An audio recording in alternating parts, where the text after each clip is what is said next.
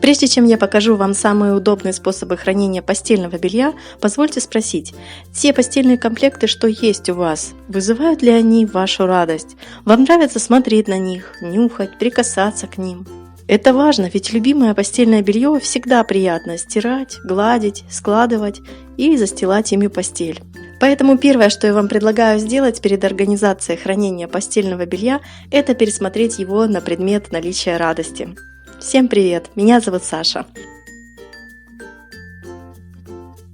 Как и при организации хранения любых вещей в нашем доме, начинаем с того, что достаем все имеющиеся в доме вещи этой категории, то есть все комплекты постельного белья.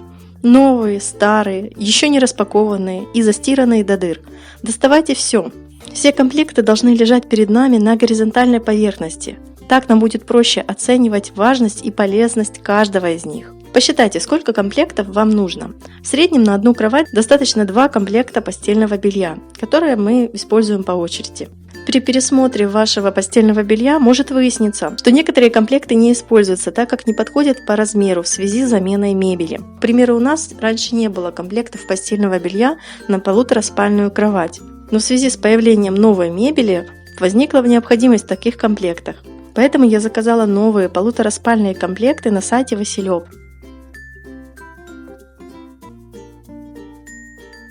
Мне очень нравится широкий выбор постельного белья у Василька. Эти комплекты предназначены для детей, и мне понравилась их расцветка. Себе же я в очередной раз взяла однотонное постельное белье. Мне кажется, с ним спальня преображается и выглядит стильно. Если у вас тоже есть потребность в новом постельном белье, постельных принадлежностях и в прочем текстиле, то ссылку на сайт Василёк я оставлю в описании к этому видео.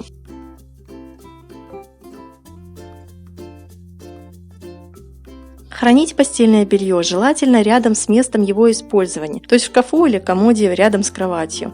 Если их нет, то можно предусмотреть специальные ящики для хранения под кроватью. Поговорим о способах хранения постельного белья. Я выделила 5 наиболее удачных. Все они разные, поэтому среди них наверняка есть способ, который подойдет именно вам. Если нет, то напишите в комментариях, как вы храните постельное белье. Если у вас большой шкаф и в нем есть свободная секция со штангой, либо и вовсе есть отдельный бельевой шкаф, то я предлагаю вот такой идеальный способ для хранения постельного белья. Для хранения таким способом нам понадобится брючная вешалка. Если такой нет, то можете использовать обычную вешалку, добавив к ней прищепки. Наволочки под одеяльник просто не располагаем на отдельных вешалках. Если вы перфекционист и любите выглаженное постельное белье, то этот способ хранения вам точно подойдет, поскольку заломов на белье остается минимальное количество. Следующая техника хранения – кармашек, моя любимая. Она особенно удобна для организации вертикального хранения, ведь сложенные таким способом комплекты вы можете хранить и по горизонтали на полке, и по вертикали на полке,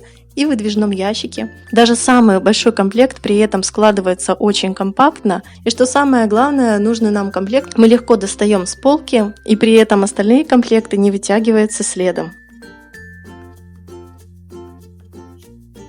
Также постельное белье можно хранить в наволочке.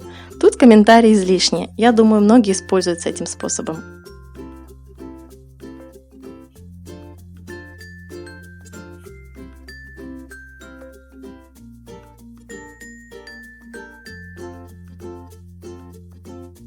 А еще постельные комплекты можно разделить на все составляющие и хранить их на разных полках или в разных корзинах. Например, наволочки и простыни на одной полке, а пододеяльники на другой.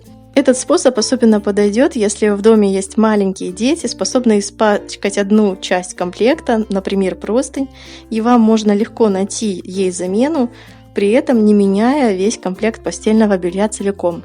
Ну и, конечно, можно хранить постельное белье по старинке стопкой на полке, либо просто сложив ее в привлекательную корзину. Ставьте пальчик вверх, если храните белье именно так. И напоследок маленький лайфхак. Если вдруг при пересмотре ваших спальных комплектов вы обнаружите простыни, наволочки и пододеяльник, которые вам не нравятся использовать, но которые хорошие по качеству и избавляться от них глупо, то я предлагаю сложить их предложенными выше методами и хранить отдельно от ваших любимых комплектов постельного белья. Пусть эти комплекты будут у вас лежать на случай, если к вам нагрянут гости и вам нужно будет быстро организовать для них чистое свежее постельное место. Кстати, отправьте отправьте это видео подруге, которую вы ждете в гости. Возможно, оно окажется ей полезным. Всем спасибо за просмотр. До новой встречи. Ваша Саша.